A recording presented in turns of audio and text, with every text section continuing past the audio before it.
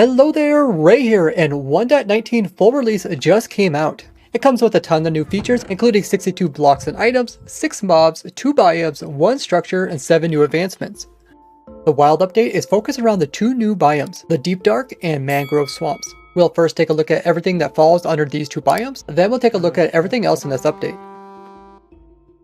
The first new biome is the Deep Dark. You can find this biome underneath of continental or mountainous areas, but at the very bottom of the world as it normally appears below Y level 0. In this biome, you can find patches of sculk blocks. This includes the sculk veins, the sculk blocks, the sculk shrieker, the sculk sensor, and the sculk catalyst. The catalyst block has a special ability to turn any natural blocks around it into sculk block types if a mob happens to die within 8 blocks of it. The more powerful the mob that dies, the more the sculk will spread out from the catalyst. And if you happen to kill a mob near the sculk sensor, you will get the advancement, It Spreads. This produces the sculk blocks and the veins. If it's not a natural block, it won't turn into a sculk, but instead we'll just put veins on top of it. And we'll sometimes spawn in sculk sensors and rarely spawn in sculk shriekers. All of them can be silk touched to get their item forms, and the proper tool is a hoe. Otherwise, if you break them down normally, they'll give you XPs except for the vein. You can farm up all these blocks AFK and get infinite XPs by using this machine here. The veins are like lichen, where they can add detail to the blocks that they're placed on. They can also be placed on all sides as well as be waterlogged. Each sculk block that is mined up will give the player 1 XP, making it a way to actually store XP in block form. The sculk sensor block is unique in that it can hear vibrations up to 8 blocks away. There is a lot of different types of vibrations, including step, flap, swim, glide, hidden ground, teleport, block change, minecart moving, flash, entity shake, no block play, drink, prime fuse, projectile shot, entity interaction, projectile land, eat, entity damage, quip, shear, entity roar, block close, block deactivate, block detach, dispenser fail, block open, block activate, block attach, block place, entity place, fluid place, block destroyed, entity die, fluid pickup, item interaction finish, container close, piston contract, container open, piston extend, instrument played, explode, and lightning strike.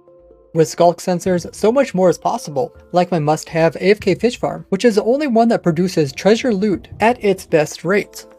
The closer the vibration happens to the sensor, the more redstone signal strength it will produce, with farther vibrations producing a weaker signal. Every vibration is put into 15 different categories, and by hooking a comparator up to it, it will put a redstone signal strength out that is equal to whatever type of vibration occurred, meaning that you can make special redstone devices that only go off when you activate a certain thing, which I cover in detail in this video. But anything that happens on top of wool or behind wool won't send out vibrations, and if you crouch, you can prevent any vibrations from coming off of you. And sneaking near a sculk sensor so you don't activate it will get you the new advancement, Sneak 100. The shrieker block does just as it says. It will shriek if any types of vibrations are sent from a sensor over to it. But if the shrieker is a naturally generated one, here in the Deep Dark biome, these shriekers are special and will end up giving player a new special effect. This is the darkness effect, which makes it really difficult to see and is also needed in order to get the how do we get here advancement. So look forward to my video on how I actually design a automatic system in order to get this advancement more easily. But if it hears 4 different update vibrations from the player through nearby sculk sensors, and it is dark in the area, it will attempt to summon in the Warden. The Warden will come out of the ground. The Warden itself is extremely powerful. Although it doesn't have any eyes, it will rely on its little antennas to hear vibrations and will go towards the location of any vibrations, being mob or otherwise. It will use these vibrations to home on the location of where the player is actually located. It will also use its nose to smell the player if no noises are being produced by it. Anything that makes vibrations will cause the Warden to go towards it and then try to attack it. It's quite brutal and can easily one-hit mobs, as the Warden can do an astonishing 30 damage. And if the Warden cannot reach its target, like this witch that got really far away from it, the Warden doesn't have to do a melee attack, but instead can do a range attack of a sonic boom. This sonic boom can do up to 10 damage, and can reach faraway targets. As well, it can go through shields as well as go right through blocks. So there's no way to hide from the Warden. And this sonic boom attack also ignores the protection enchantments on armor. This ability is to prevent players from being able to easily cheese kill the Warden. And if you try to kill, it has an insane amount of health, being 500, which is greater than the Wither or the Ender Dragon. But if you would happen to kill it, it will drop some XP, and it will also give you the Sculk Catalyst block, which is the only way to get it as renewable block. And I designed this Warden farm, which will give you infinite amounts of these. If the Warden happens to be in the game and doesn't find anything to go after 60 seconds, it will just burrow itself back into the ground. But if you give it a name tag, then it won't despawn or dig into the ground. Although the Warden may seem indestructible, I will be showing you guys some ways to cheese kill it. So make sure you guys are subscribed as well as have that bell notification on so you don't miss out on that. The Warden is the only mob that can naturally spawn inside of the deep dark biome. These biomes also contain the new structure, which is the ancient city. It's full of old ruined buildings with no inhabitants, being mostly made out of not only the sculk blocks, but also deep slate variations, also basalt, gray wool, soul sand, fire lanterns, candles, and even skeleton skulls. Different structures can have chests inside them, which can contain a variety of loot, including the new Echo Shard. Using 8 of these with a compass will produce a recovery compass. This compass is handy for when you die. You can use this new compass to figure out exactly where you actually died. In these chests, you could also find disc fragments. Collecting 9 of these fragments will produce a new music disc called 5. Playing this music disc will give us an insight into a little bit about what happened here in this ancient city. For a full recreation of what's going on with the music disc, check out this video. Besides enchanted gold apples, you could also find a brand new enchantment that is the Swift Sneak book, which can only be obtained through these loots. This enchantment is for leggings, being the first unique enchantment for them. And when enchanted up and placed onto the player, it will give the player a special ability to crouch and move at full walking speed, which is useful for avoiding the Warden and the sculk sensors, but also for doing fast building. Goodbye, bat. But the most unusual thing in this entire ancient city is this big, huge ancient portal here. We know this thing is actually a portal based off of the name of the structure in the Minecraft code. It contains a shape that looks a lot like the Warden, with the very center here being made out of this new block, which is reinforced deep slate. It can't be pushed, but can be mined using a pickaxe. Although when you finish mining it, it doesn't drop anything, but is just destroyed. And it cannot be destroyed with TNT, withers, or even ender dragons. There's no current way to light this portal, but there might be one in the future. What's also interesting about this whole area is right underneath of this massive portal is this huge statue stand. And if you're on top of this, you can actually activate a secret door that is underneath of it. So if we just head over underneath of this bridge, you can see that there's 2 slots which are secret doors. So if you just hop here and if we go down over here, you can see the door is actually open to come in underneath of it. This place is full of secret rooms that have redstone in it to teach players a little bit about how to make different types of redstone contraptions to do different things in the game. And there's also a couple rooms that don't have anything inside of them. There's still a lot of unanswered questions to do with the deep dark, the Warden, the sculk blocks, and the ancient cities. But we might be seeing more lore from this place in future updates. Mangrove swamps is the second major theme of 1.19. This new type of swamp biome can be found in similar locations as the old swamp biome, but does not replace it. You can find several new blocks here, including the floor, which is made out of mud. You can make your very own mud by using a water bottle on dirt, coarse, or wooded dirt types. Or you can farm it up automatically by using my farm here. It can also be converted over into clay with a setup just like this. Or you can take a mud plus a wheat and you get packed mud. Or packed mud produces mud bricks, which can be used to craft stair slabs and walls. You can also find the new tree type here, which is the mangrove trees. But these trees are a bit different than your normal trees. As you can see at the very bottom, instead of having a single trunk, there is actually 4 roots that come out of it. These are the mangrove roots. They have a lot of unique properties, including being able to contain water, and they also allow redstone to go through them.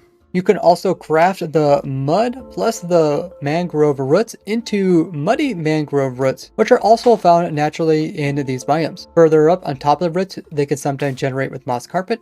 And at the top of the tree, we have their leaves, as well as they come in with vines and this little weird block here, which is actually a mangrove propagule. These are the saplings which are needed to grow these things up. You can get these propagules just by breaking them off of the trees. And if you just plant one down with enough room around it and bone mill it, you can see that it will go ahead and turn itself into one of the big old mangrove trees. Or can grow naturally. There's a lot of different shapes and sizes to these things, and there's even a chance of bee nests being generated with them. And I designed an automatic mangrove tree farm. Breaking down the leaves will only produce a chance of sticks and won't actually produce any propagules. You can get large amounts of these saplings just by using my farm shown here. Or you have a chance of finding a wandering trader that sells propagules for 5 emeralds. You don't even have to go out to the new biomes to get all the new blocks. They also can be planted underneath the water and grown up, and they work just like flowers do. Between the leaves and the roots is the new mangrove logs. These can be crafted down just like other log types to produce all the different variations, including the new chest boats. They are just like a normal boat, but have a chest with them. So if you shift click the boat, you get access to this chest where you can put all your stuff inside of. And then you're able to jump in it yourself and cruise around while having extra storage. Unlike a normal chest which can hold 2 guys, the boat chest can only hold 1. You craft them with a boat plus a chest. Broken down, they'll drop as an item. And you can get the chest boats in every single log type. And I used the large size of the chest boats to make a new super efficient item splitter. The mangrove swamp biome also contains other things. Tropical fish can spawn in the murky waters of this biome, but on land only one passive mob can spawn, and that is the new frog mob. Frogs will also attack slime, but they only will attack the tiniest ones, and which they do, they will drop slime balls. They will also go after and kill tiny magma cubes, and when they do so, they will drop this new block, which is the froglight. You can get tons of froglights automatically by using my simple farm here. You can also find frogs naturally inside of swamps, and they can be bred up using slime balls, and in which case one of the frogs will head over to the nearest water and place in a new block, which is the frog spawn. This item cannot be obtained in survival. Then within 10 minutes, the spawned eggs will hatch, producing between 2 to 6 tadpoles. Tadpoles can be picked up with a bucket of water, and you can carry them about. And once you do catch a tadpole, you get this new advancement, Bucket. You could then carry them and place them down in different biomes when they grow up, which takes about 20 minutes, or can be sped up if you use slime balls on them. They will then turn into a frog, but their color will depend on which biome they grew up in. If it was a temperate climate biome, then they will be orange. If it was a warm biome, then they will be white. And if they grow up in a cold biome, they will be green. And once you get all 3 frog types on leads all at once, you will get this advancement when the squad hops into town. And depending on what type of color the frog is, when it kills the magma cubes, it will produce different colored frog lights. So we can get purplish ones, yellowish, as well as greenish. The yellowish is called Orchid, the purple is called Pearlescent, and the green is called Verdant. And they are a new light source for the game, and they're easy to break down to items. And once you acquire all 3 of the different types of frog lights, you'll get this advancement, with our powers combined. Being amphibians, the frogs can move really fast in the water and a bit slower on land, but on land they can jump quite high, even as high as 7 blocks up. The wild update also comes out with the new mob, the Allay. This is the one we voted for during the Minecraft Live 2021. You can find these guys in your Minecraft world by finding an outpost. These cages around the outside can sometimes have Allays inside them. You can also find them inside the different types of jail cells that are here in the mansions. Allays are a helpful mod for the player. If you give them an item by right-clicking on them, they will stay near the player. Whatever item they're holding, they will then try to find nearby items of that same type and pick them up and bring them back to the player. And the first time the Allay brings you the item, you will get the advancement, You Got a Friend in Me. They can pick up as much as a whole stack at one time, but they drop them off individually. But if you have a note block that's putting off a noise, then the Allay will remember that as the location where it should drop off its items, at least for the next 30 seconds. And it will do this to any note block within 16 blocks. And I use this to make an automatic storage system using Allays. This also works for non-stackable items like this pickaxe here, and I gave the Allay over there an enchanted one, but it's still able to find this one as long as it's within 32 blocks of it. Getting your Allay to pick up a cake and drop it off at a nearby note block will get you the new advancement Birthday Song. Whenever you do give an item to Allay, it's considered your Allay, and you can't actually do any damage to it. But if you want to, you can remove the item from the Allay's hand, and now it's no longer yours, and the Allay can now take damage. But it also has a unique ability of being able to regenerate its health. Besides finding the new Allays at outposts, you can also find a new 1.19 item, which is the goat horn. Goats also got a new function in 1.19. They were first introduced in 1.17, but their horns never dropped as an item. Now if goats attempt to hit the player but instead miss and hit something hard, like this packed ice here, they'll actually drop their horn as an item. And the horns actually have a function. If you would hold down right click, you can actually play the horn. And there is 8 different horns with unique sounds, 4 which come from normal goats and 4 which come from screaming goats. You can get these automatically with my goat farm plus automatic goat dehorning machine. Playing the goat horn can activate the sculk sensor very specifically, and the goat horn noise can be heard from very far away, but there is a cooldown on playing this thing. But before you head off to play 1.19, make sure you've checked out my video here about 9 things that are no longer possible in 1.19, or check out this video all about simple farms for 1.19. And look forward to my video this Friday, which is all about secret things that are hidden in 1.19 that you don't know about. Thank you all for hitting that subscribe button and leaving a like, and I'll see you guys in the next one. Bye bye!